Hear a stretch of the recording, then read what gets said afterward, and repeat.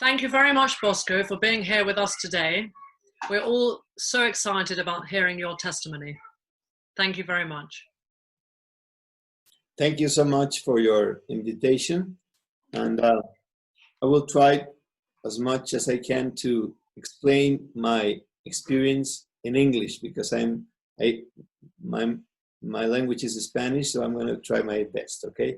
And anything, please help me along. So, yes, I was kidnapped the 29th of August, 1990, and I was kept for 257 days in captivity for a ransom kidnap. This was 29th of August, 1990, when I was 33 years old, father of 7 children, married to Gabby. Now we have 9 children. At that time, 33 years old, we had 7 children. So I went to mass during the week, and after mass, just as I was entering my car, I was captured by a strong armed group. This was a shock. It was a surprise. They throw me in the trunk of a car. I was stripped naked. And after 6 hours, I was finally carried inside a small cell. This was a 3x9 cell. Suddenly, these captors came inside my cell. They took away the clothing that I had. They left me naked in a cot. And these 2 people were protected by masks, such as Ku Klux Klan white mask and plastic red gloves. And they just strangled me. They took the clothing away and they left. I was kept inside that cell, 3x9 feet, all alone in a cot. And those 3 days were very complicated, because you think you're gonna, something's happening to your life. I mean, this is a shock. You can't understand what's going on around you. I understood I was being kidnapped, but you don't know what's going to happen to your life. You don't know what's going to happen to your family. And so you are pretty much afraid and pretty much in shock. I spent those 3 days hoping that this was going to be only a day or 2 day or a couple of days experience. And then suddenly they brought some pieces of paper with some questions for me to answer. They threatened me, saying that I could not answer with any lies. I had to be truthfully with my answers. I thought the answers were meant around the economical ransom situation. I thought they were going to ask me what my father could pay for the ransom, or the situation of my father company, whatever. But as a surprise, I understood that the questions were pretty much personal. They were pretty much about my wife, the name of my wife, what time that she used to go to the market, what time does she go to the hairdresser, what is in which car did she move, in which schools did my little boys went, the teachers, their friends. I mean, things that you don't want to answer to a bunch of people that are threatening your life. You don't want to turn this a family problem, that it was a personal problem. You don't want to translate this to a family problem. So I decided not to answer those questions because they were too much personal, and I was pretty much against saying anything against my family. But they insisted for me to answer those questions. They said that if I didn't answer those questions, they will never start the negotiations with my family. And so after 3 days of suffering, how to deal with these questions, I decided to answer as basic as I could without giving them too much information. Once I answered those questions, you understand that pretty much your self-value goes to the drain. I mean, you feel yourself very bad. You feel yourself as a traitor. I felt that I betrayed my family, and that I was a piece of nothing. I worth a piece of nothing. I was a piece of shit, probably. Then I decided just to give up, not to fight. I rather die than still fight and then come back to my family and find that my wife or my children were affected by my answers. And so I decided to give up and just to give everything away. I stayed in that situation with a very, very low or nothing of self-esteem. I stayed for about 16 days in the floor in a fetal position without even sitting in the toilet. I had there was this room, 3 by 9, as I said, and at the end of the room, there was this toilet, very dirty toilet, with it connected directly to a hole as a drain. Those days of the depression, I couldn't even sit on the toilet. I just throw myself in the floor. I said, I'd rather to die right now than come back and see my family affected by my questions, by my treason. I think that the kidnappers thought I was going to die, and I think they thought we have to do something about it because we need the hostage in good conditions for the family. My family were asking for proofs of lives, and I was not in the condition to take a photograph from. And so I think they thought about that. And so the 16th of September, one of the guards came with a note in front of my face. I must say that I was guarded by 5 kidnappers, and these people never talked to me, and I never saw their face. So during the 9 months, I never saw a face, and I never heard a human voice. They only communicate to me by writing. So they put a note saying, today is 15th of September, the day of Mexico. There was a big feast in Mexico. And so today you have the right of having a drink. And he said something like that. So I said, okay, are you going to bring me a glass, or are you going to give me a plastic glass? Because I had this bucket of water with a plastic glass just floating, a plastic cup. And so I said, are you going to give me a glass? And he said, yes. He only went like that.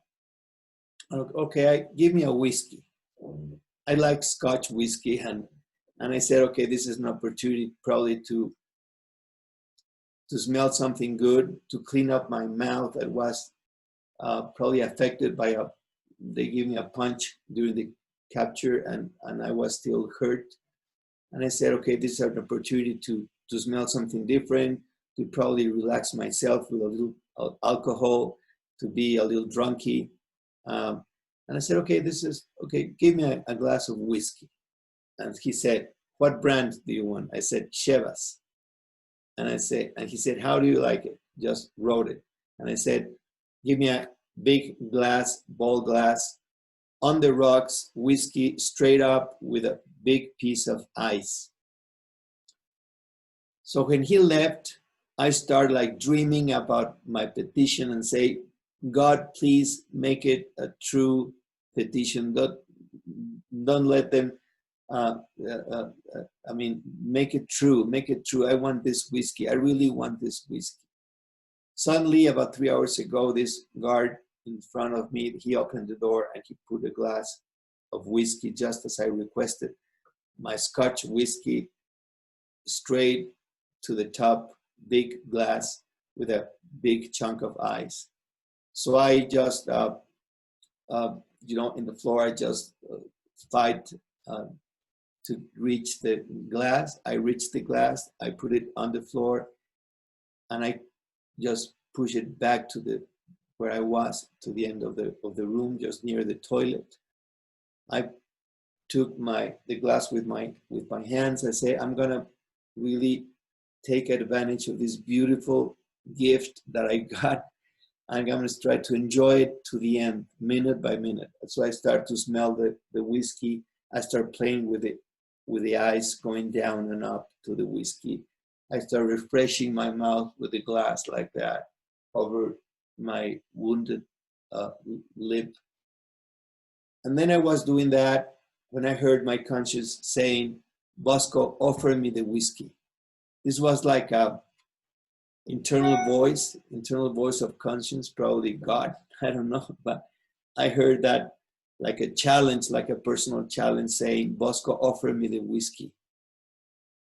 I said, no, God, I'm not going to offer you the whiskey. I offer you being kidnapped.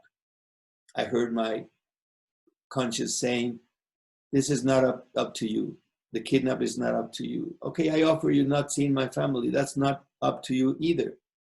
Offer me the whiskey. That's up to you to drink it or not drink it. You can offer me not drinking this whiskey right now. So after some struggle with my conscience, I decided to offer the whiskey. I kneel, covering the camera that was monitoring me. These kidnaps keep track of myself 24 hours a day through a camera. So I blocked the camera with my body, and I just dropped the whiskey in the toilet without having a sip. I felt myself stupid. I took a small nap, and after this nap, I took a piece of paper and I wrote the date they gave me as a reference, 15th of September. And I said, I wrote whiskey flush. That's how I named that experience, and say, I won my first battle because I found out that at the end, I'm still free. That's what I wrote. And in the end, deep in myself, I felt a little self-value. I said, okay, I'm worthy. I mean, I do still have some dignity inside me. I'm not a piece of shit as I thought. I think there's something inside me which still works.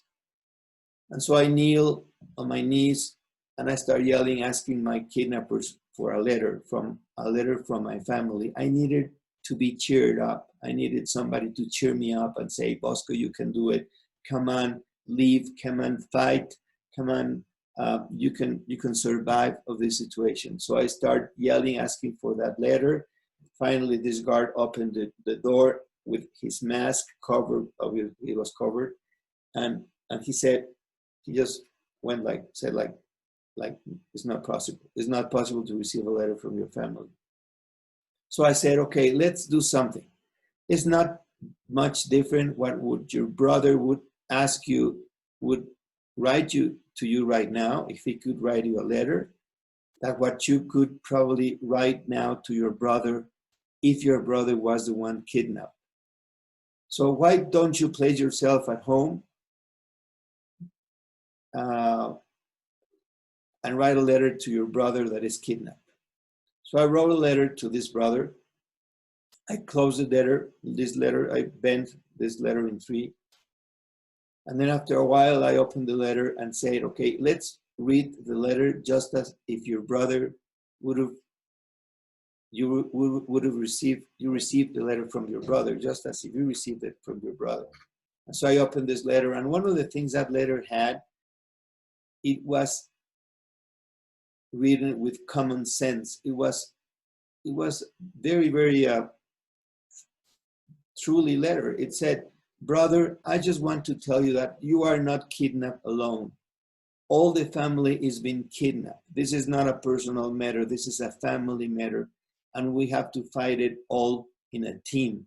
So we have divided the work, and your oldest brother is in charge of the ransom, and your next brother is in charge of the communications and the newspapers, and the other brother is in charge of taking care of your father. And the other brothers, I have a lot of brothers, I have 13 brothers. We are 14 in our family. So I kind of put any task to any of the brothers. And after that, at the end, it said, but the most important element of the team is yourself, because yourself is the only one that can take care of our concern, which is your health. So your responsibility as part of the team is to come back in a perfect shape. We don't want you to come back only okay. We want you to come back in perfect shape. And that is your only responsibility to all the team. When I read that, I understood it was pretty much logic, pretty much true.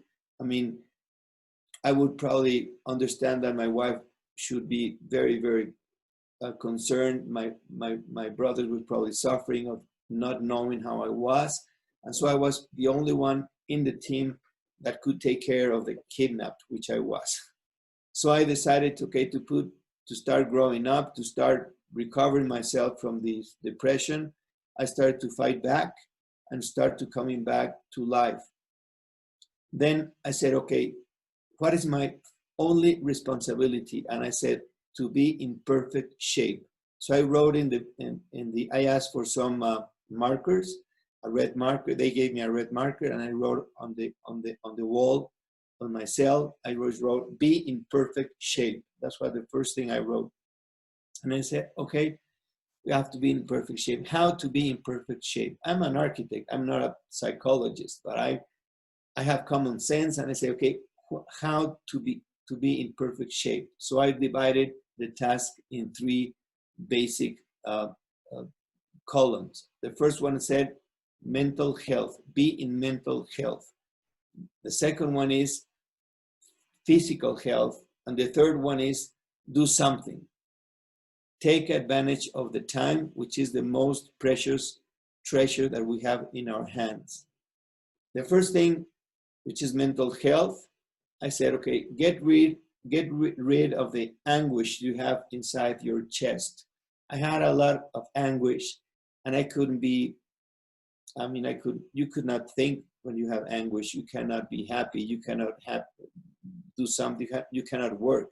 You have to get rid of that anguish. And why is that anguish? How can I get rid of this anguish that I feel inside my chest? And I said, okay, I remember my father saying that intelligent people are the ones that adapt fast. They adapt to the circumstances very fast. And people that are not intelligent do not adapt themselves to circumstances. So I said, okay, I want to be intelligent. So if I remember that definition of intelligence is to adapt yourself to circumstances, then I have to adapt myself as much as I can to these circumstances. What is my circumstance? Okay, you are kidnapped. Okay, repeat yourself. I'm kidnapped. I'm kidnapped 10 times. What the heck? You are kidnapped. You're going to have a good story when you're way back. And so they're not killing you. They're not cutting your hands. They're not harming you. So what the heck? You're kidnapped. Okay, number 1.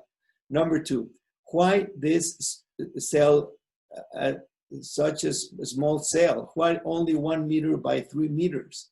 Okay, this is your cell. You're not going to change your cell. This is what they prepared to keep you alive. So it's like when you wake up in the morning and you put yourself in front of the mirror and you say, this is it. This is what you see. This is it. I want to be taller. Well, this is it like you are. I want to be younger. Well, this is it like you are. You have to accept yourself as you are. You have to accept the circumstances as they are. This is your room. Take care of your room. Clean your room. Accept this space as yours. So I decided to clean up my room. I asked for some cleaning devices. They gave me an extra bucket of water. They gave me, and this is, I'm just telling you things that I asked, and probably they delayed 1 or 2 days to give me those things, but I finally got some cleaning devices to clean up the room. I spent like 8 hours cleaning my room from end to bottom. I clean up the toilet. I clean up all the edges. I mean, and once I had it clean, I said, this is my space.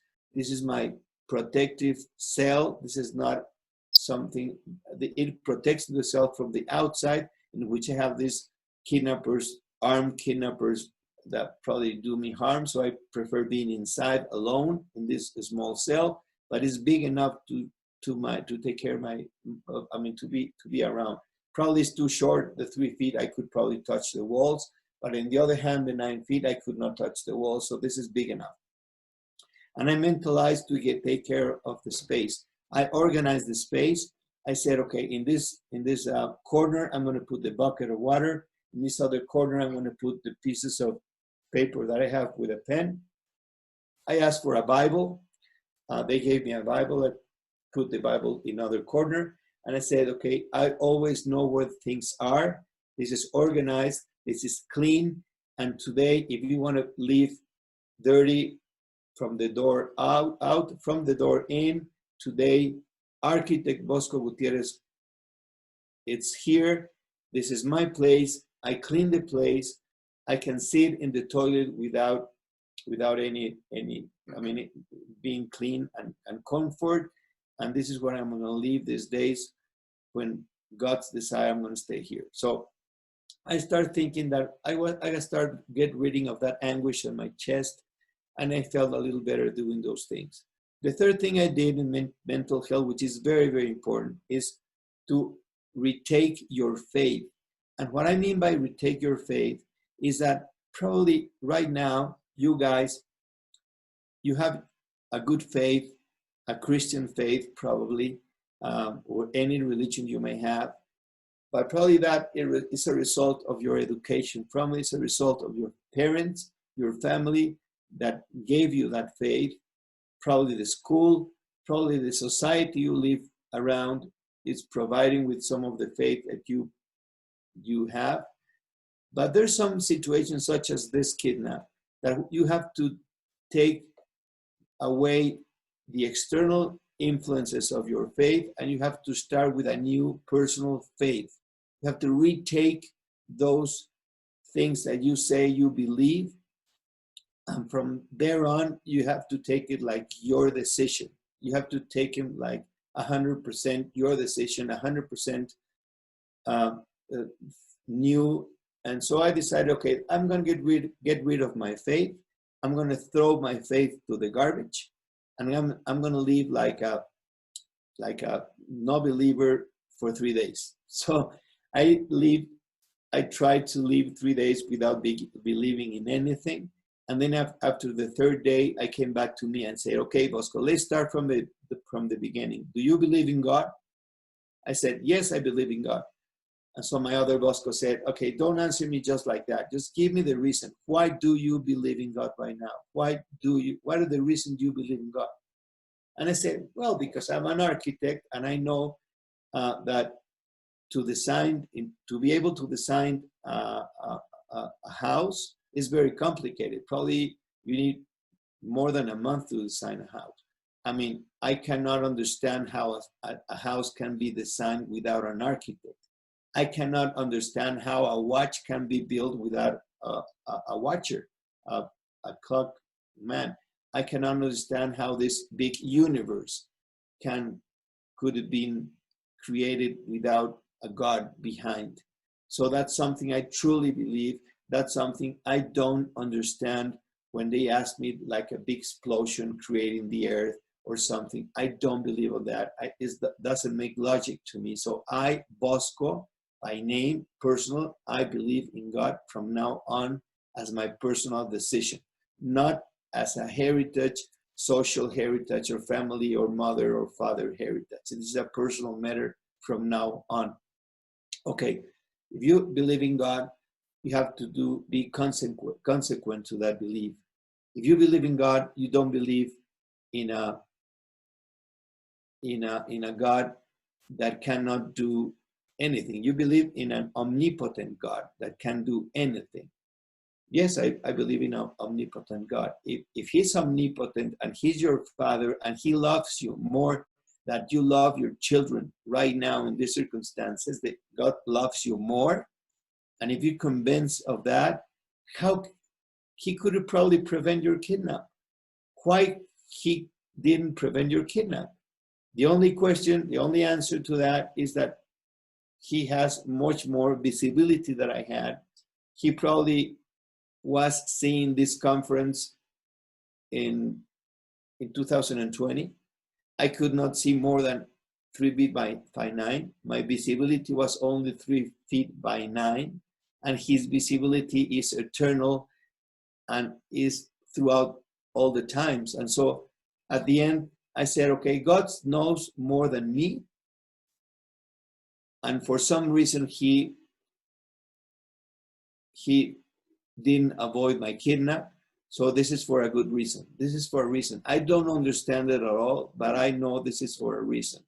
And I must be confident that what he decided on my life, what he permits in my life is for my good, is by my all, is finally is for my good. And I cannot discuss to God. I can only say, God, whatever you want is good for me. Whatever you decide is good for me, because you are my Father. You take care of me. And finally, I'm not going to die either 1 minute before or 1 minute after your decision, not these people's decision and not my decision. You are the owner of my life. You are my God. You are my Father. You love me and I love you more.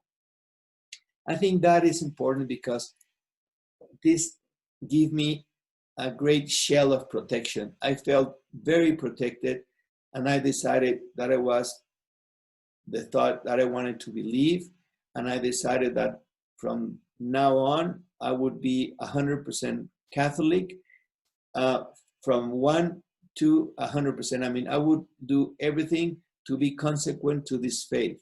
And then I wrote in the wall, I'm the soldier of Christ, and I'm 100% soldier of Christ. Suddenly there were these bells that I heard from a temple that probably was near where I was kept, and I heard this like bells, sounding bells. I used to do like a spiritual visit to that church, saying, I am your soldier, and I'm aware of that chapel, and I unite my soul to you. And so I started like being very, very careful of having God in my side, having God as my Father, as a protector, and I started to hook on that feeling all the time. So that was very, very important. In terms of physical condition, physical health, I divided in two. That was, I had to be fed in a healthy situation. They used to give me any kinds of food, not necessarily healthy, probably. So I said I was a marathon. I was a marathoner. I run a marathon 3 days before my kidnap, and I knew very, very much about healthy food and what should I eat to be in perfect health. So I negotiate with them a diet that could help me, kept me healthy and in good condition. Basically, it was fruits out of fruit, cereal, and some protein without salt and with any condiments that could probably complicate my stomach. And probably I didn't want to be drugged. I didn't want to let them mix drug against with my food. And so I decided to have a very plain food with no salt and no any other condiments that probably could be bad for my health. And then in terms of exercise, I decided to do 3 hours of exercise every day to catch up on my physical condition that was totally ruined after those 16 days I spent in the floor. I started to build up again, and so I started running on the same space, like a static running for an hour and a half every day, and then a lot of exercise. Well, how can you keep track of the time? Because I didn't have a window, so I didn't know whether it was day or night. So the only reference that I had and I used to measure the time was this cassette they put some music outside of my cell through the door, through some holes in the door. There was this speaker from a cassette player, and they played a cassette that was endless, 24-hour playing with auto rewind all the time. It was a radio station from Mexico that they recorded a cassette, and they used to play music and ads in the same cassette, playing back and back and back and back again. At first, this was a very crazy sound. I mean, it was very, very bothering sound. But at the end, I used it as a clock. And I said, okay, every change of cassette is going to be 30-hour period. So I'm going to try to structurize my time in 24 hours a day, in which I'm going to leave 12 hours awake and I'm going to sleep for 8 hours. Obviously, to be able to stay, 16 hours awake and 8 hours sleep. Those 16 hours awake, that means I'm going to count 32 cassette sides, so 32 cassettes, and I had this red marker, and I marked 32 circles on the wall, and those are half cassettes, half orders. Those 32 cassettes will probably do 16 hours, and then I'm going to sleep to let my body take the rest that he needs to be able to start back again next day. Obviously, I think that the biological rhythm will probably put me back on track, and I would probably update my calendar once I have any date of reference, when they gave me some newspaper to have a photograph of me with a proof of life photograph of me using a newspaper. So I counted these cassettes and I distribute my meals. I had the right of having 3 meals a day. I used to ask them through the camera, I am hungry, with a little sign, and they used to open the door and write, what do you want, breakfast, lunch, or dinner? No? So I had to say when I wanted the breakfast, when I wanted the lunch, and when I wanted the dinner. So I was not coordinated with a regular time. I had no reference of day and night. And so I started with my own day, with my own facts, and with my own time. So I said, okay, first cassette, cleaning the room. Second cassette, breakfast. Then I distribute some activities until lunch, then some activities until dinner, and then some activities until the day of night, okay, to go to sleep. So I started, and I say, if I work very hard those 16 hours without resting, then I gain the necessary sleep that I need at night to rest, not the necessary rest time at the end. So that will help me to probably get rhythm of those days.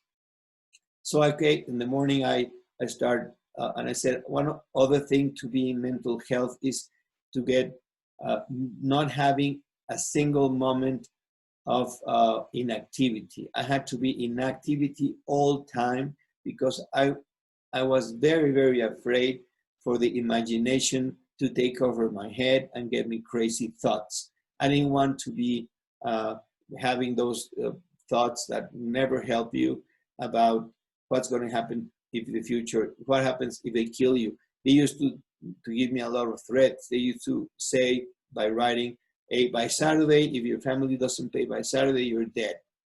If I stick on that thought, I was going to be crazy. If I stick on that thread, I was probably going to be crazy. So I decided not to take those sayings as a fact. I would say I'm going to live minute by minute. I'm living the days that God wants me to live. Nobody is saying how long is going to be my life. The only owner of my life is God, and He knows better than me. So I'm going to start closing my eyes to the facts that I hear from them. I was living in a very, very, liveful situation. And so I'm just going to rely on my thoughts and on my activities that I put in my daily schedule. So I put breakfast in the morning, the reading of the Bible in the morning of the Old Testament, the New Testament in the afternoon, half an hour, and I will do my mental prayer in the morning for half an hour, and I will do my mental prayer in the afternoon for another half an hour. Then I pray three rosaries in the morning for my family, 3 rosaries after lunch for myself, and I added, after October, I will explain that to you, I added another 3 rosaries in the afternoon for my kidnappers.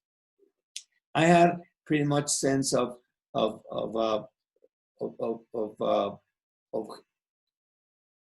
mean, I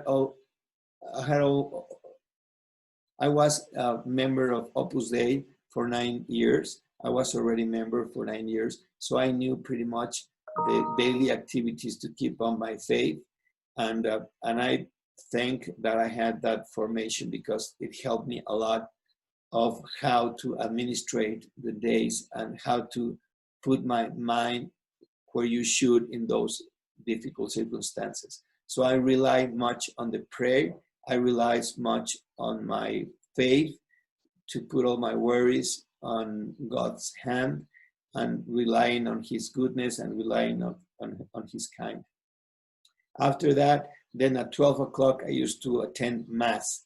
To attend Mass, I will unify myself to Gabby, to my wife, and I said, if we are married and we are the same thing, both she and I, then if she goes to Mass every day, I'm going to put myself along with Gabby in her daily Mass, and I probably will get the same graces that she's getting at Mass every day. So I start like thinking, what is right now in this time of the day, I don't know what time it is outside, but right now there's a Mass in somewhere in the world right now. I don't know if in China, in London, in Mexico, but right now there's a Mass. I put myself in front of that priest, in front of that Mass. Please, God, help me to hear what He's saying. Help me to hear what He's saying in the Gospel. And then when the consecration started, then I kneel down and I pray like a visit to the Eucharistic visit. And then I said, okay, and a spiritual communion. I said thanks to that communion. And let me tell you something. I didn't do that necessarily because I had to be at Mass every day. I did that because it really helped me. After meditating the daily Mass, I felt very, very strong.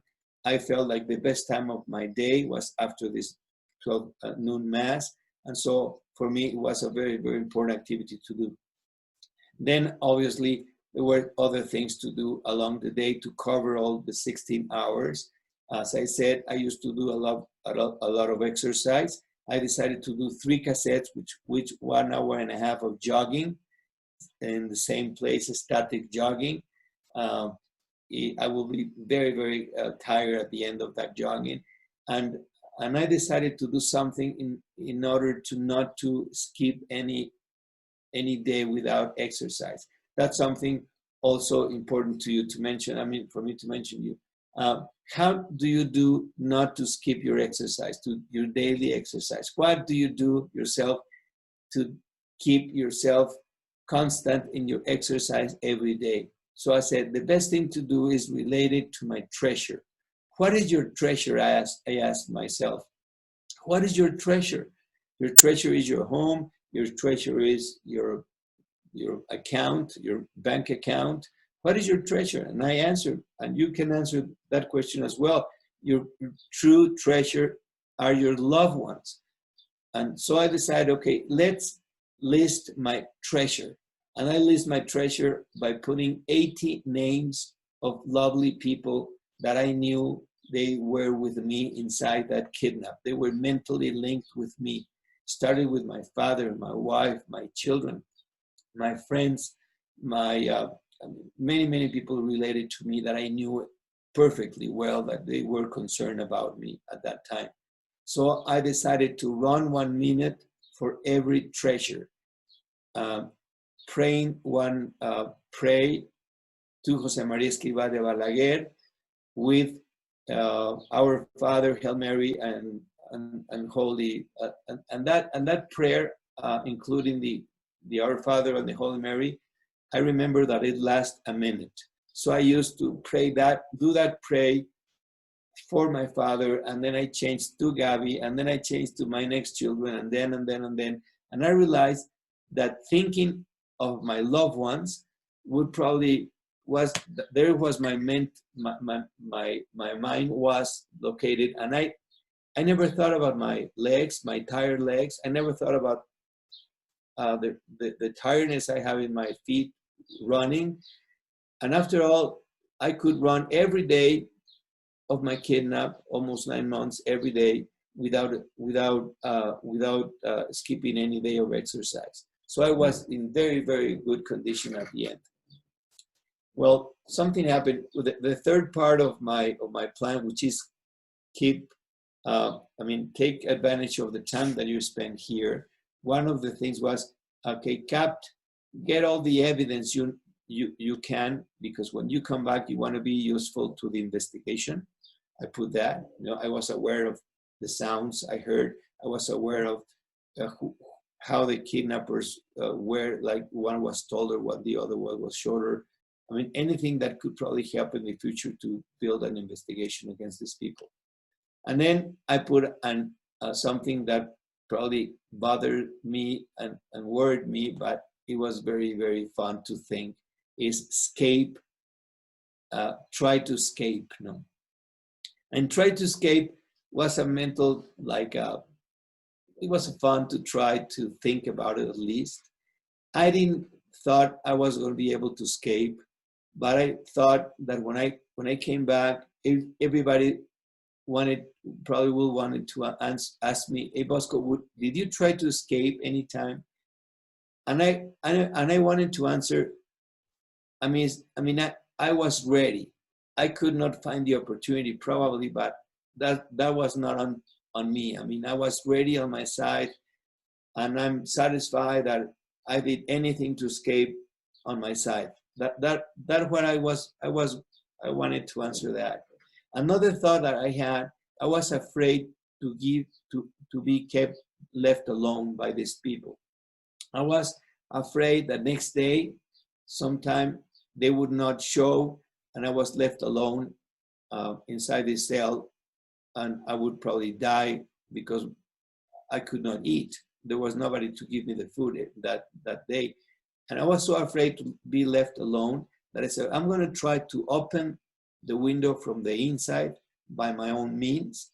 And then if they left me behind, then I will at least try to open the door from the inside and not die myself. So those two thoughts, I started to do some planning, and I invested 1 cassette a day. That was half an hour a day to think about my escape. And I started to plan that out. So I was very much organized by October. I was already there, August, September and October, 2 months. I was pretty much organized with my schedule. I was pretty much organized with my prayers. I was pretty much organized with my exercise, whatever. And suddenly I remember a dream that I had when I was small, and I talked to my mother. My mother, by the way, in the kidnap, she passed away 3 years before my kidnap. So she passed away very young. She was only 60 years old, younger than me right now. And my mother passed away in 87. She was a very nice mother. Her faith was very big. She was incredible. And obviously, when I was kidnapped, I used to pray a lot to my mother in heaven, saying, Mother, please help me along. Please stay with me, protect me. I was pretty much in contact with her. And I used to remember all the remembers that I have with her when I was young, whatever. And I remember when I was 12 years old, I told my mother that I had a very bad dream. I had a dream about hell. I was in hell, and say, Mother, I dream about hell. I was in hell. Somebody was yelling at me in front of me, saying, Bosco, you're a stupid guy. And I said, why are you yelling at me? Both you and me are in hell. And he said, Well, I'm in hell because I had a very bad life. I was a very bad person. I did a lot of bad. But you are in heaven, he said to me, because you didn't help anybody, because you didn't do any apostolate to anybody. And if you would have helped me in life, I would probably be a better person. You would probably help me, and we would be both in heaven. When I said that to my mother said, hey, that's very, very good dream, because you have just hit your responsibility as a Catholic. And the Catholic is a money, a coin, a two-sided coin, she said. One side of the coin is holiness, and the other side of the coin is apostolate. There is no saint. There's not a selfish saint, she said. So I remember that dream. And once I recovered that dream being kidnapped, then I said, okay, I mean, do something, because you don't want to die, and you don't want to find in hell one of your kidnappers saying in front of you, Bosco, you are a stupid guy because we kidnap you, and we are here because we are kidnappers, but you are here because you are very selfish, and you tried to be in perfect shape, but you didn't care about our souls, and you didn't care about us, and we are sons of God, such as you and everybody else. So once you think about that, you don't have an option. You have to tell them about God. You have to tell them and say, okay, this is not up to me. I said it to you, and that's up to you to take it or not. So I decided, okay, I'm going to do some apostolate to the kidnappers. How do you do that? I said, okay, I don't know, but there's a saying, there's this point in the way, in this little book of Jose Maria Escrivá, there's one of these points that says, in any challenge, in any enterprise in this life, 3 important steps. The first step is pray. The second step is mortify yourself for that you want to accomplish. And the third thing you have to do, and in the very third place, is action. So first pray, second mortify, and in third place, put some action on the challenge you want to achieve. So, okay, say, perfect. October is going to be pray for the kidnappers. There's when I put an extra 3 rosaries in the afternoon for them. Then November, if we reach November, which I don't want to reach November, but if we reach November, then I'll start mortifying for them. And I started to offer them having my meals with no salt. And I asked them my water, only plain water and not any soda. And I refused having any bread. And I said, I want to be in perfect shape. These things are not good for your health, and are good to offer something to God for the kidnappers. And I said, okay, God, please, this is for them to soften their souls and open their minds to hear what I'm going to have to tell them at the end. Then this December came, and in December, when we hit Christmas, that suddenly I found out that it was Christmas, because in my schedule, I was only like in the 15th of December, and suddenly I received a newspaper saying it was 24th of December.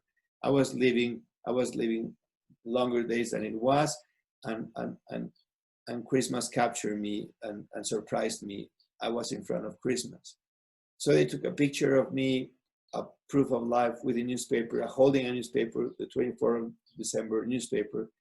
That what was Christmas. I was very, very sad. I was very cheapy, because I mean, I cried about thinking of Gabby and my kids without me in Christmas. I never thought spending so much time being kidnapped. I never thought I would spend more than 20 days, and suddenly I was already had to spend 100 days. Obviously, I didn't know I was going to spend 257 days. It was like a finish line. It was just expanding every day with bad notices. And so suddenly I was in Christmas, and I said, okay, I wrote a note, and I crossed the note underneath the door saying, dear guardians, today is Christmas, and today there are not kidnappers, neither kidnapped. We are all sons of God, and at 8 o'clock we're going to pray together. So I sent that note, and I said, okay, that's up to them to answer. Up to me, I accomplished. I did whatever I could. But on my surprise, at 8 o'clock, they opened the door. I didn't know what time it was, but I just put a time, and they opened the door in that time. I was totally naked, as I said. I spent like 4 months totally naked. They were in the other side of the window, one by side, and I had these 5 kidnappers outside me, about 1 meter away, with their rifles crossing their chest, with white bats, and covered by a mask, like as Ku Klux Klans in white. And one of them wrote in a piece of paper, say, "I am ready. We are ready." Then I had the Bible. I took the Bible and I read them the Gospel of St. Luke of Christmas time. I read the Gospel. I thought that was going to be all. They stood like that in a very, very strange situation. They shut down the music. It was totally like the time was stopped in that time. So I just, after reading the Gospel, I start telling them like a little chat about how Christmas was lived in my family those days. What's the meaning of the family for my family, whatever for the Christmas for my family. And then after that, even though I chat them for about 10 to 15 minutes, they stayed crossed arms in front of me. And then I said, okay, let's pray 1 Father and 10 Holy Marys for our families, hoping that probably they would answer the Hail Marys at least. But no, I prayed the Holy Father, I answered it myself. I prayed the Hail Mary, I answered it myself, every one of them. And after that, I said, okay, this is all. Have a Merry Christmas for you and your family. And one by one came for the window and shake my hand. And they shake my hand in a very respectfully way. I saw their eyes, their tear eyes behind the mask. And it was a very, very, very emotional way. Once the last one shake my hand, after they closed the window from the outside, I was the happiest man on earth. I remember this Christmas as the happiest Christmas I ever lived in my whole life. I was in perfect conditions. I was without any material good around me. I was naked, working for my God. So that gave me a lot of strength. I felt myself very, very satisfied. My self-esteem was in the ceiling. I held myself meaningless. I mean something for my God and for them. And so I decided, okay, I am very happy. Thank you, God, for giving me this experience. After those days, the first note came underneath the door saying, the first respectful note from my kidnapper saying, Mr. Bosco, the first time they addressed me like Mr. Bosco. Mr. Bosco, please tell us what is the source of your strength. Then, okay, I said to the camera, come here.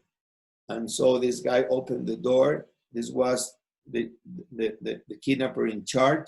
That was a big one with 3 letters on the hood, a T, a K, and a T. I said TKT, Tecate in Spanish. And so this guy went like that with his arms, like saying, how are you so good? No. And I said, Tecate, I'm not afraid. And probably that's the worst thing you can tell to a kidnapper, because when you say I'm not afraid, well, you disarm him. There's no way he could put some pressure on you. You're not afraid. And I was telling that truthfully. I mean, I was not afraid. And I said, because I'm not afraid, because I'm not going to die, neither 1 minute before or 1 minute after God's decision. This is not up to you. This is up to God. Now, if you kill me, and that's only because God allows you because of your freedom, out of that bad situation of killing me, he gives me a better good, taking me to heaven. So they do whatever you want. I'm not afraid. And he closed the door. So this was very, very important. I kept on doing a lot of talking to Tecate during those 2 months. And after that, I was strong to him because, hey, at the end, who is the winner in this situation? I think we are the winners, I said, because I am praying much more than I could ever imagine. My family is praying much more than they could ever imagine. So this is good for the family. This is good for me. And at the end, if you steal from us the ransom, probably you take away from the family something that would probably let us walk lighter the rest of our lives without that money. And you are taking that money and probably throwing the possibility of going to heaven because a piece of money which worth nothing. So I was so strong in my saying to them that I said, okay, Tecate, let's do something. You are the only one listening to this. There are 5 kidnappers around you. I wish they could also listen to these arguments. Let me write you a letter. The only thing I want you, please give me a day. Tell me what day is Saturday. The only thing I want to know which one is Saturday. And once, because I didn't know which day was Saturday, which day was Friday, which day was Sunday. I could not have the colors of the week. And so I said, if you tell me which is Saturday, then I give you a letter. I prepare a letter for you and the rest of your kidnappers of my weekly thought to you. Also, okay, so I'm going to do a writing apostolate to all the kidnappers. And I start writing those letters. I used to put myself in hands of Virgin Mary every Saturday and say, okay, this is what I'm asking you to think about. And I didn't ask them to release me. I didn't ask them to free me up. I asked them to take care of their lives. I asked them, hey, Tecate, it's not worthy to be a bad people in this world because eternity is very, very long period of time. And you don't want to go to hell. You want to go yourself. You have to conquer heaven in this life. And this is the best and the most important task that we have in our lives. That was pretty much what I told them, more or less in these letters. There's a book on this story that I will probably try hard to translate it in English, reading about my kidnap, that is named 257 Days. Unfortunately, it's only written in Spanish, but we're working in this book to translate it in English. And in this book, I will tell you how I recuperate all these letters and are translated in that book, the letters that I wrote to the kidnappers during my kidnap. Well, after that, there was the time of Holy Week came. It was at the end, early March. I asked Tecate to give me a crucifix. I had nothing of that with me. And finally, they gave me a crucifix. Once he gave me a very, very simple, a very cheap crucifix. Once I saw it, I realized that sometimes here outside, when we live in freedom, we have accustomed ourselves to see a crucifix. Because when I saw it, and I had already spent 7 months without seeing one, once I saw a crucifix, I realized the tremendous suffering of Christ in a crucifix. So I cried a lot. I remember I was impressed how sometimes outside we are accustomed to see a crucifix without any expression. And I said, okay, God, I'm going to be thankful for my family because they are paying a big ransom to my life. But you, God, also pay a big ransom to my life, but not a material life, but for my eternal life. And you didn't pay with money, you pay with your life. So please give me a new give me a new responsibility, accept the new responsibility of living myself as a in debt, and only like a passing we will live in a passing life, and we live in a constant debt. We are debitors of what you paid for our lives. So that's something, that's a good thought of living every day. Every day that I wake up in the morning, I say, Father, please keep me thinking, keep me appreciating your valuable rescue that you did for me. And please let me not put my heart in this world, but put my heart in the other world, because that's the important thing in our lives, thinking about the eternal life and not thinking about the things that we have in this life. Well, that's something to think about. Well, after all that, after that week, finally, there was this, my brothers closed the deal with the kidnappers and they negotiate. Finally, they closed the negotiation of my ransom. By that time, I had worked a lot for more than 6 months on how to open the door from the inside. I am very handy. I am an architect, and I'm very handy. I always had hobbies of building things with my hands, and so it was easy for me just with the time that I spent there to do something to open the door from the inside. The first days of my kidnap, I remember I had a cot in which I slept, and finally, after the depression, I decided to give back this cot because there was not space for both, either the cot or myself. So I turned back the cot, and remember this cot, they have these springs to support the mat, the central mat. One of these springs fell to the floor, and I used one of those springs to, I worked it against the floor to straight up some piece of wire. So I had this wire ready.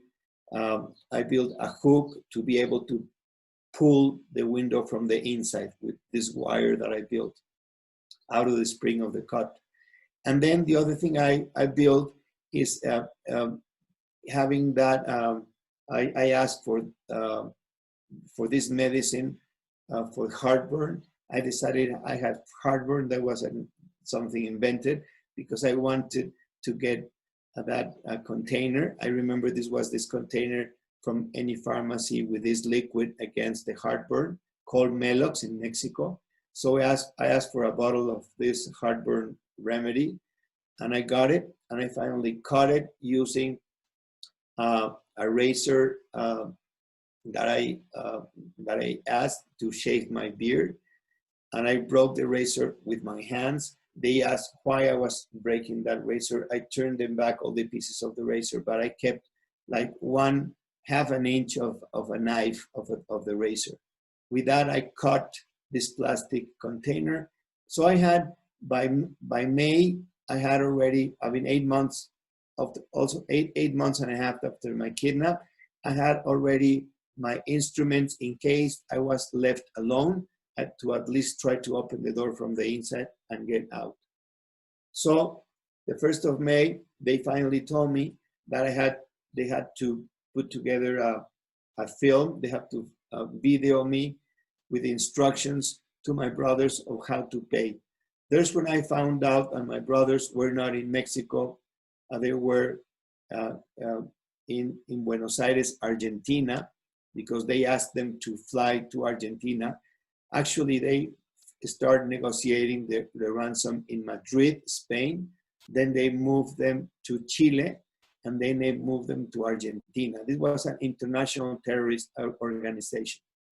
So finally, they had spent 6 months in Argentina, putting all the ransom together inside the vault of a bank. They had all the money there to pay, and they asked me. The kidnappers asked them through my voice. You know, they video me the instructions, and I said, I read a letter they gave me in which they had to travel from Argentina to Brazil in 10 days, and they had to publish once being established in Brazil with the money. They had to check in a hotel in Sao Paulo, Brazil, and they had to publish in a newspaper the selling of a aircraft with a license, such as the room they were registered in the hotel in Sao Paulo. So when I sent the instructions, I was very happy because finally I could know the time I needed to get free, to end up the situation.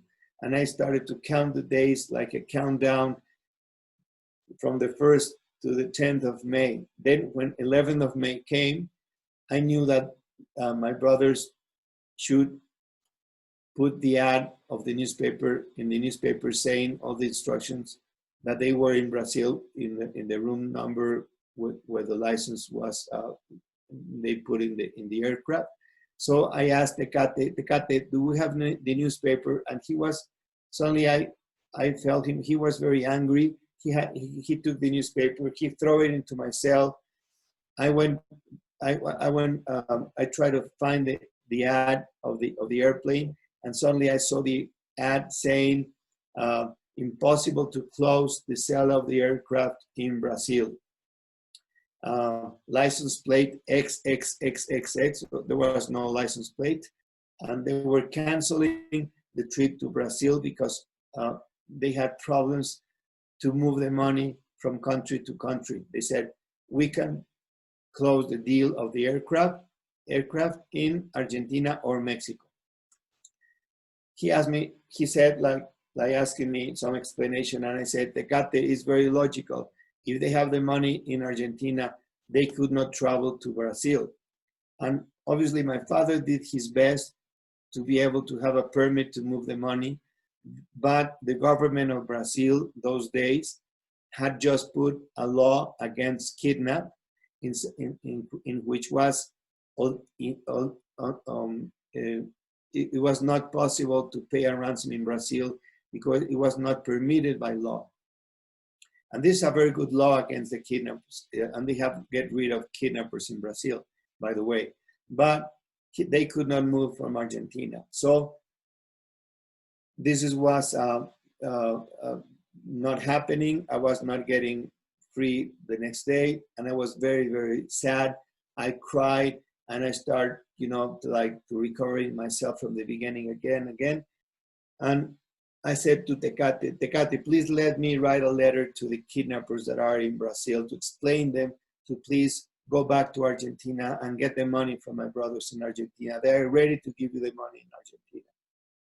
So he, by reading, he said, okay, give me the letter. I wrote a letter to these people. I gave the letter to this Tecate, and he put me in a note. Tomorrow at 7 a.m., I will fax these people in Brazil. Remember that those days in 1990, there were no emails or there was no other way of sending a letter, but there was only one thing, was the fax machine. And so I gave them the letter, and that day I could not sleep. That day I was in shock. I was praying to my mother. My mother at heaven, that was her day, because 12th of May, this was 11th of May, but the 12th of May, the next day, was the anniversary of my parents, their wedding anniversary. And there was a special day for my mother, that she used to take us, all the family, to see the Virgin of Guadalupe every year. So I start praying my mother, saying, Mother, you're from heaven, help me to find a way out this kidnap. You must do something about it, whatever. So I pray all night. I could not sleep all night. And suddenly I was in total darkness, because they the only light that I had was this light that was turned on and off by these people. And so at night they turned off this light, and I was in total darkness. And suddenly the light from the guard turned on, and when the room, when you are in total darkness, you have your eyes, your pupils are very expanded, and so you have the sensibility of seeing the light around the door when the light is turned on the other side. And so he turned on his light, and I understood, because I saw this light around the door, and I heard him, because those days after December, there was some things good about my situation. I was dressed because they provided me with some clothes after Christmas, and also there was no music during the night. And I was coordinated with them because they gave me a little watch. It was a very, very simple watch with no light, but when they turned on the lights, I could see the hours. So the second part of my kidnap after Christmas, I didn't have to count any cassettes anymore. I had the time of the day as it was. So this 11th of May, I was looking to the light around the door, and I realized, okay, this is 7 a.m. He's putting the facts he promised, and I probably, there's nobody else covering his guard, because I felt him like he went out of that room, and I never heard nobody coming inside, like doing the change of guards. And so I said, okay, I'm alone right now. This is a good moment to try your hook and your plastic thing to open the door from the inside. Try to open the door from the inside and find if you can open from your side. And so I took the wire, I pushed the window, I put this plastic on top. I felt that I could finally, I did open the door from the inside, and then I pushed the window and it opened. Obviously, I had accomplished that big challenge of opening the door from the inside. I was very happy, but at the same time, I was very nervous. My heart started exploding inside my chest. And I said, okay, close the door again. And you know that you can open the door in case they left you behind. So close it right now. And that's the end of your adventure today. The only thing I saw after opening the door was this black curtain about 4 feet away my window, in which there was this, usually this curtain, this black curtain was behind the kidnappers. When they opened the door to feed me up or to give me any instruction, I used to see behind them this black curtain, but I never saw anything besides that black curtain. So when I opened the door, there was nobody in front of me, just the curtain about 4 feet away. I say, okay, Bosco, see for the first time what's behind the curtain. So I had this piece of wood that was in the wall, supporting the covering of some foam under carpet material around the walls. Was this piece of wood that I had already loose from the wall. I took that piece of wood and I just moved the curtain away to see what it was behind. And for the first time, I saw the room that was behind the curtain. It was a wider room than the one I was. It was about 5 feet wide, but very, very long. It was about 8 yards long. And at the end of that room was this source of light coming in. So I saw that. I was very nervous, and then I heard somebody showering in another bathroom. And I said, that guy taking a shower is the one that is coming here after he gets his shower done. So as long as I hear the shower, I have him located. And so I saw this behind the curtain, and I said, okay, this is enough. Let's go back to your room. Let's end up your drill and close the window because you are in a big risk. And so, by the way, the video camera was was off, and my room was in total darkness. So I came back to the room. I closed the window, and it got. I mean, I could not close the window from the inside because the thing that closed the window was a manual thing that had to be turned by hand. It was impossible for you to close you from the inside. It was impossible for me. Once I found that it was impossible for me to close me back in again, to shut me back in my room, I decided to jump through the window because I said, I'm a dead people. I mean, I'm dead. If that guy from the shower comes back and finds out that I opened the door, I'm a dead man, because they said, we are only gonna free you if you didn't if you didn't open the door, if you didn't see us, because if you see us, or if you open the door, we collect the money and then we kill you. That's what they say. That was the law of that place. So I decided to jump through the window. I saw my watch. It said 8:30 in the morning. I used to see the watch every time they turn on the light every day. They used to turn on the light every day at 10 o'clock, and they used to shut lights. The time to sleep was from 2 a.m. in the morning to 10 a.m. in the morning. So at that time, I saw 8:30. I said, it's 1 hour and a half before they open my door.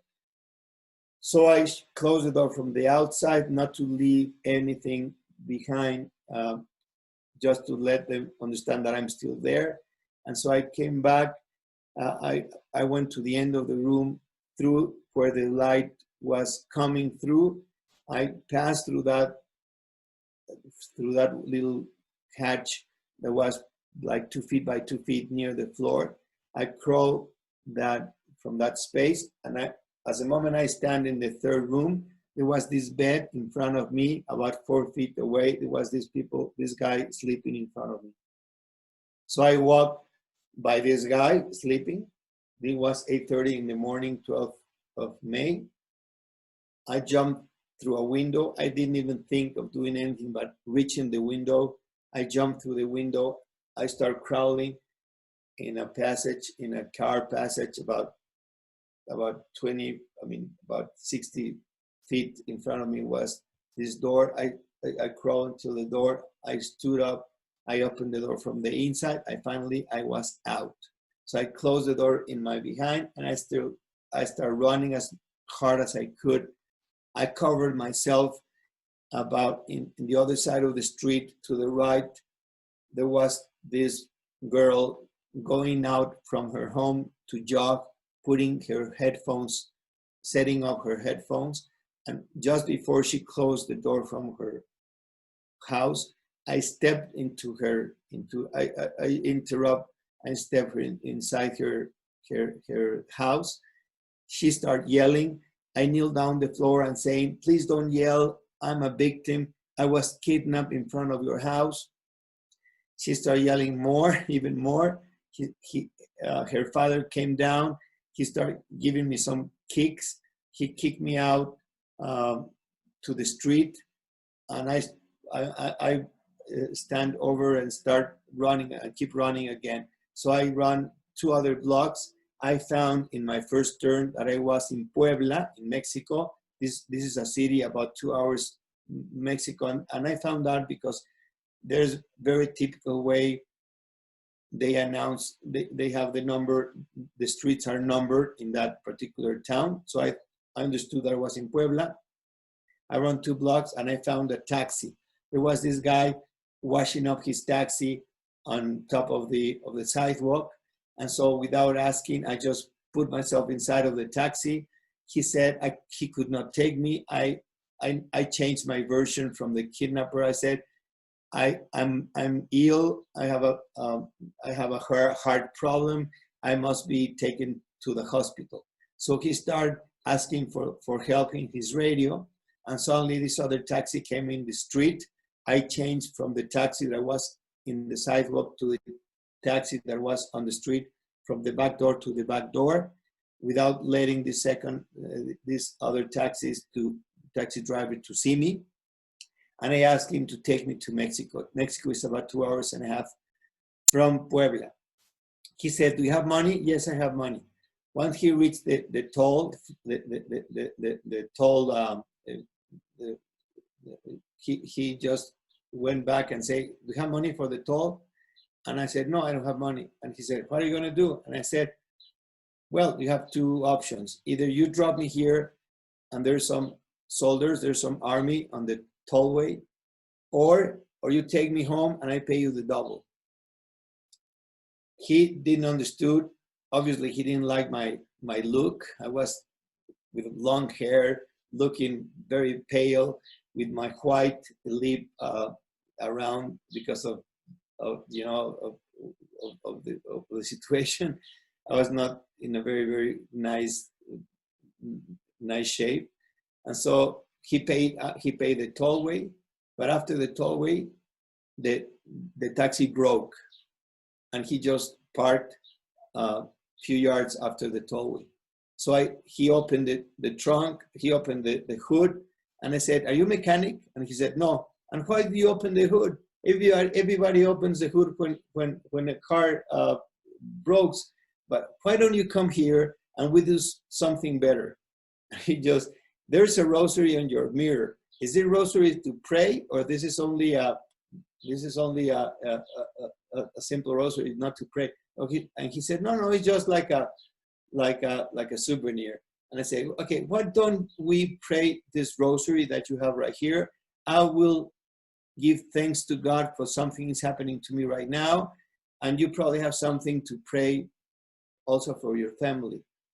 And so he closed the door, and the taxi just started back again, and we just went on the road.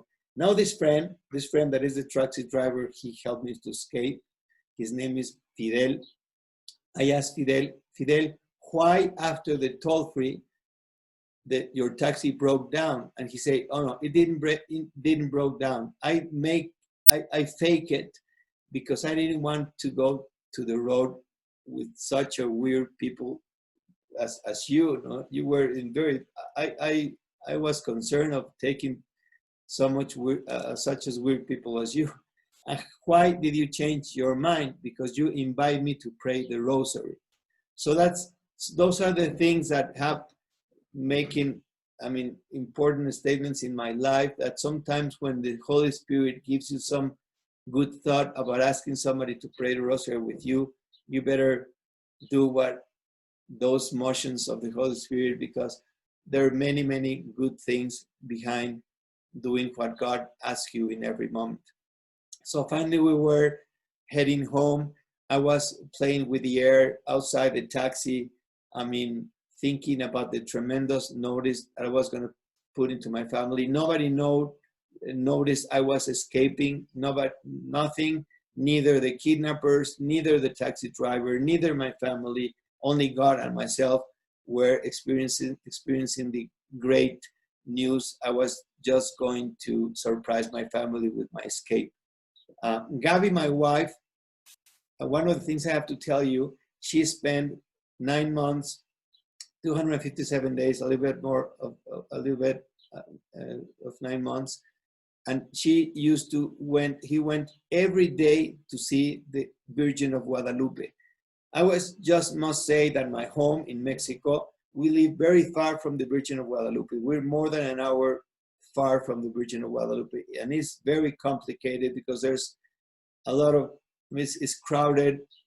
The jam traffic is tremendous. And there's many people that probably don't go in their lives, even Catholics. There are people that probably never go to see Virgin of Guadalupe. And so she said, I'm going to go to pray 3 rosaries a day for Virgin of Guadalupe. I pray the rosary on my way, the rosary once I'm there, and then on my way back, because she is going to help me to get Bosco back.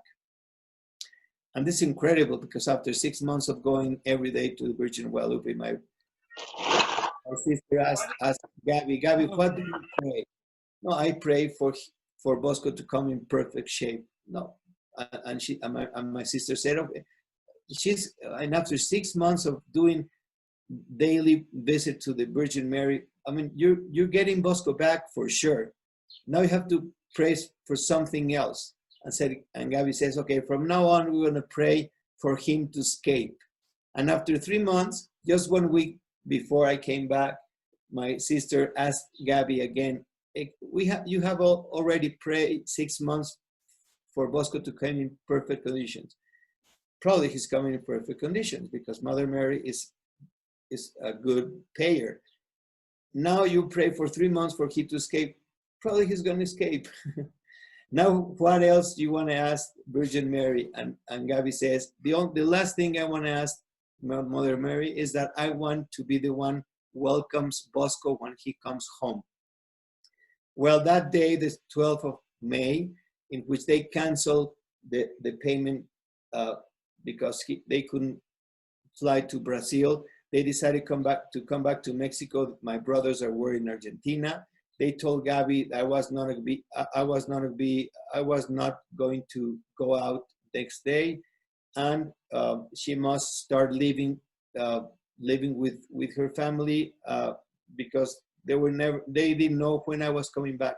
So next day, somebody invited Gabby to a picnic, and she decided to go to this picnic and said to my father, hey, sir, please, if you want me to go to the picnic with my 7 children, please help me with a driver because I don't want to go by myself.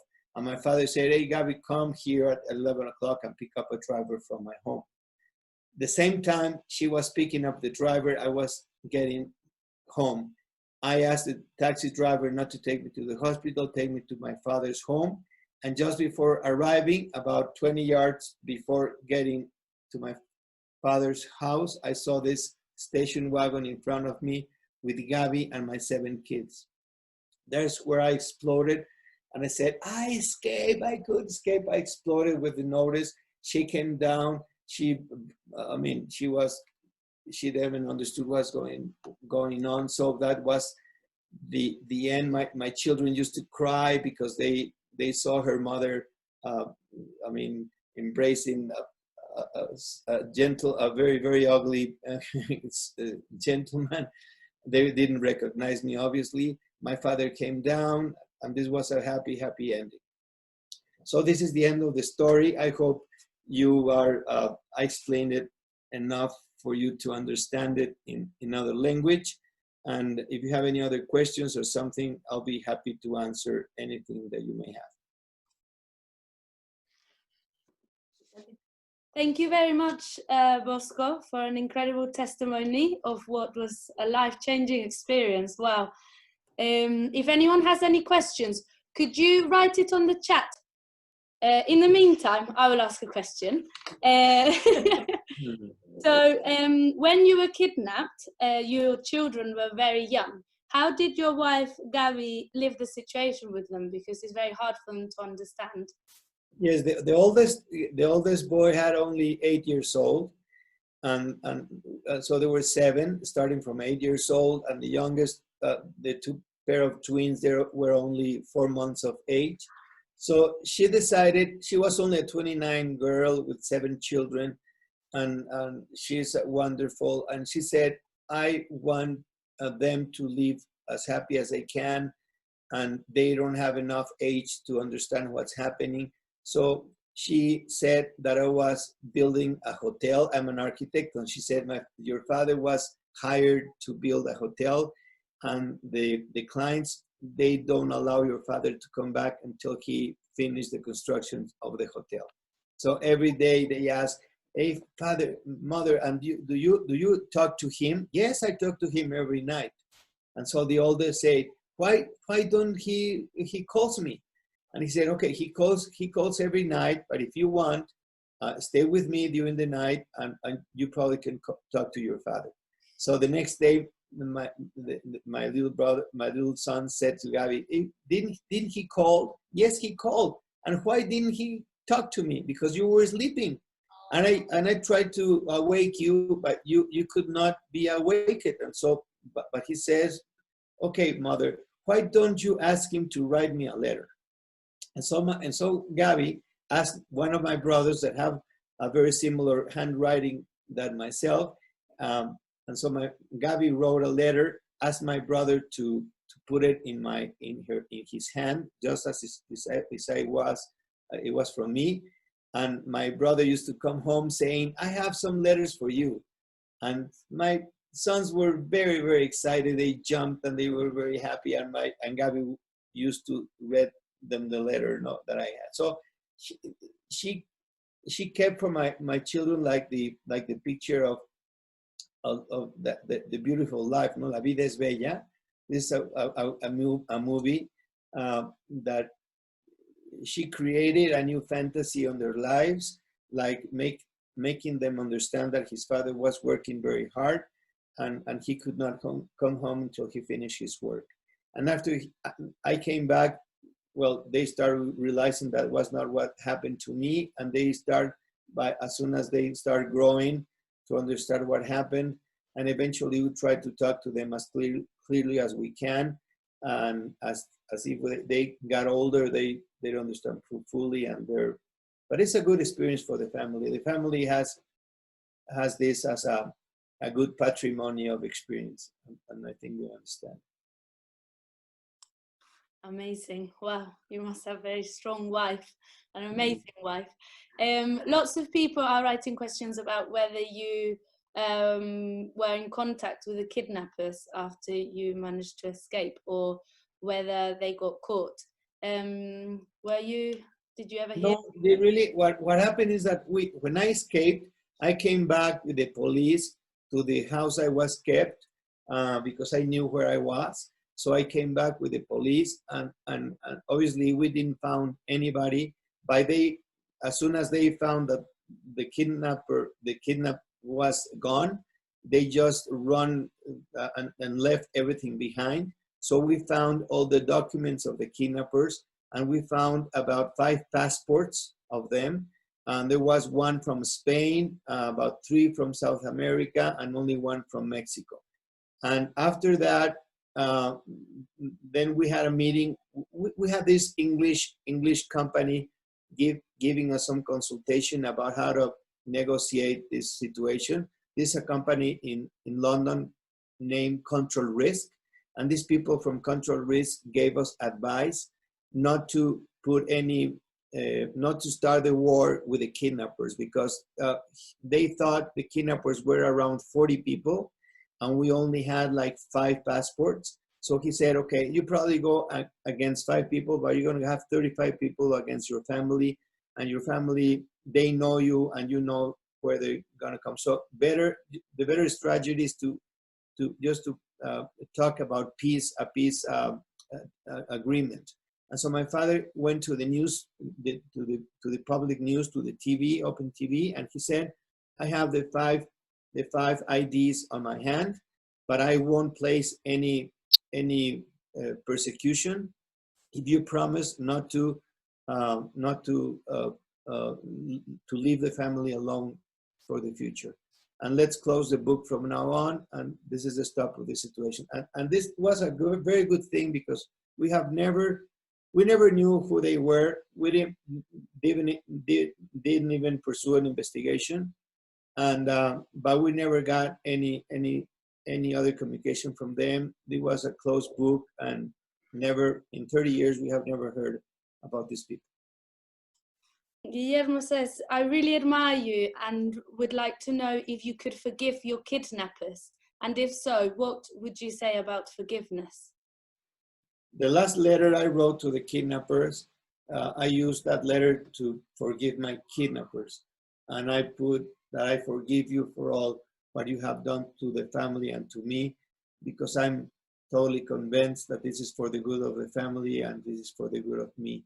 So the only thing that I ask you is to please convert yourself to God, because I pledge you not to give away your life for bad. I mean, think about the eternal life. That's the only thing you must think about it. So I have the satisfaction of have given them the forgiveness myself with a letter. And one of the things I can tell you, that one of the things that God gave me as a gift is that I have never felt anything about them. I have never felt any hate or anything, or have never bad feelings about these people. That's something I have that is really, really good.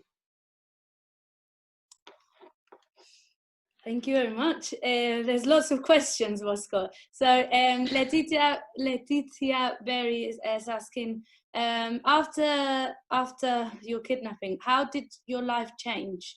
What impact did it have in your life and your family's life? Well, the practical situation, because this was an international kidnap, the government gave us protection for about 10 years. And so that helped us to live a little confident. We lived 10 years. We had bodyguards, myself, my wife, my children. At first was not very comfortable, but at the end, I got accustomed to that, and that could let me go back to the regular life.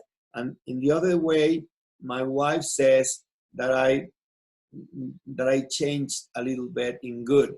And the change in good is that I realized that after having lack of freedom for so many months, when I came back, I live a little bit more conscious, and I don't give for granted what we have out here of freedom and of the things that we have. That's why right now in the pandemic situation, that many people are asking me, how can you live so many days in your home? I say, okay, I am very happy because we have a computer, we have a phone, I have my children, I can call anybody through my phone.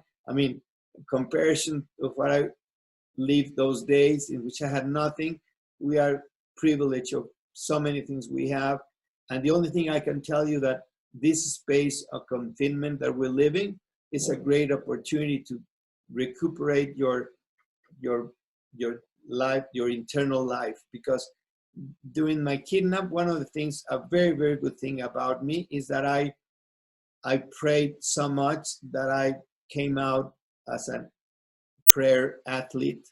And I remember that, and I really missed it a lot. And so we have to recuperate ourselves in the way we spend time to God, and in the way we spend time to ourselves. And there's when we find stability in our lives.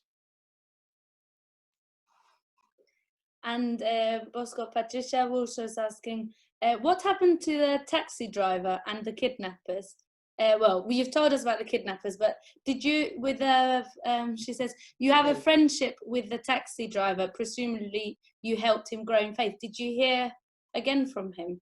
Yes, he one of his personal situations, he was getting divorced with his wife, and when we prayed the rosary when he was bringing me home, I asked him, because I don't want to tell anybody about me, I just asked him, what do you offer the rosary for? And he said, because I'm getting a divorce from my wife, and I'm not very happy about it. And I said, why are you getting a divorce? Because I'm not making her happy. I should be a musician, but I haven't been able to study musician because it costs you a lot. And so I'm a taxi driver, and I'm not very happy being a taxi driver. And I said, okay, you're going to become a musician. I have the feeling you're going to become a musician. And so after we arrived home, I gave him my car as a present. And I said, okay, put this car to work as a taxi, and I'm going to pay you the career of a musician. So I paid him a career. He became a very important Mexican concert in the Philharmonic Orchestra of Puebla. And he's a very well-known musician right now. And he didn't divorce from his wife. And every 12th of May, he comes home. We celebrate together. He brings some present to recall that special day for him and for me, because that day I recuperate my freedom, and he recuperate his wife, his career, and his life. So for both, that was a very, very important day. His name is Fidel Melo Cabrera. Wow, what a... Whew. Some questions about your wife. So Ashwell House, the student residence in London, is asking whether we could meet your wonderful wife, Gabby. Yes, of course. Next time, next time we can organize a chat from her. Finally, she doesn't want to talk. She says she's not a very good. I mean, her English also is not very, very good. But I can help her if you want, and if we can get organized. Happy to introduce you to Gabby. She's a wonderful wife, and she has a lot to tell you because she has the 50% of the story, and it's interesting. Yeah. Amazing. Very Thank you very much. Yes, definitely. Last question. We read on your Instagram that the kidnappers gave you a book from San Jose Maria. How did your vocation help you in these circumstances? A lot. I think it's like the structure of your life. I mean, for me, Monseñor Escrivá de Balaguer, San Jose Maria, it's tremendously important in my story because he gave me structure. He gave me how, I mean, it's incredible the clearness of his doctrine and the clearness of his readings. I wrote Forja, and then after Forja, I gave Forja back to the kidnappers, and I asked for other books of Jose Maria, and they gave me Es Cristo que pasa, o sea, Christ that passes, and the other one is Friends of God, Amigos de Dios, wonderful books, both. And I would probably, I can tell you that without the formation of the Opus Dei and without the structure of Jose Maria, I would probably never would have come back the good as I did. And I think that's 80% of the structure inside that cell was because of the norms that I received from Jose Maria Escrivá. Thank you very much for this amazing opportunity of telling us your testimony. I'm sure it's helped me a tremendous amount. We look forward to meeting your wife, Gabby, on our next conference. Thank you very much from London and from the whole of England. All righty. Thank you so much, and have a nice weekend.